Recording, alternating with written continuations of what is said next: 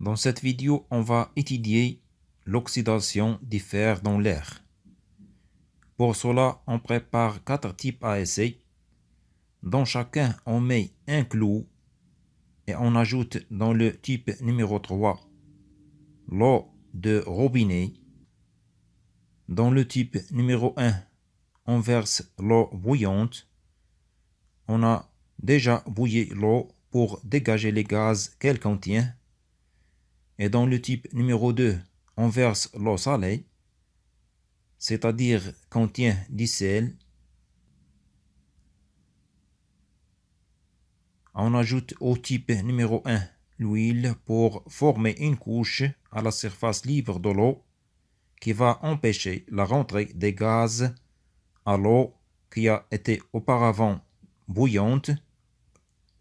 On signale que le type numéro 4 ne contient que de l'air sec. Après un jour, on n'observe aucun changement sur les clous. Observons aux clous qui vont subir des changements.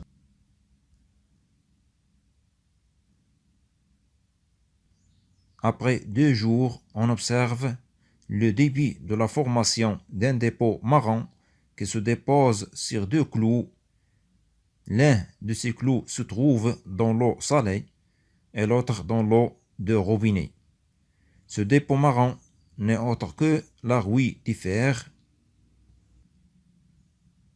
On observe après 3 jours que la rouille déposée sur le clou qui se trouve dans le type 2 contenant l'eau salée se forme avec une proportion supérieure que celle déposée sur le clou qui se trouve dans le type 3 contenant l'eau de robinet.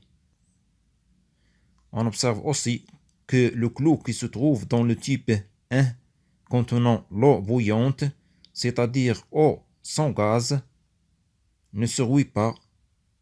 De même pour le clou qui se trouve dans le type numéro 4, où se trouve uniquement l'air sec, ne se rouille pas. On conclut donc que la formation de la rouille n'est possible que si le fer est en contact avec l'air humide, exemple type 3. On conclut aussi que l'eau salée accélère la formation de la rouille avec une quantité très importante, exemple type 2. En chimie, la rouille s'appelle oxyde de fer 3, de formule chimique Fe2O3. On ajoute que d'autres expériences montrent que le facteur principal qui donne naissance à la formation de la rouille est le dioxygène humide. Donc, le fer réagit avec le dioxygène pour former oxyde de fer 3 et on dit qu'il s'effectue une réaction chimique entre le fer et le dioxygène. Cette réaction chimique s'appelle oxydation du fer. Et l'équation bilan de la réaction est 4Fe plus 3O2 donne 2Fe2O3.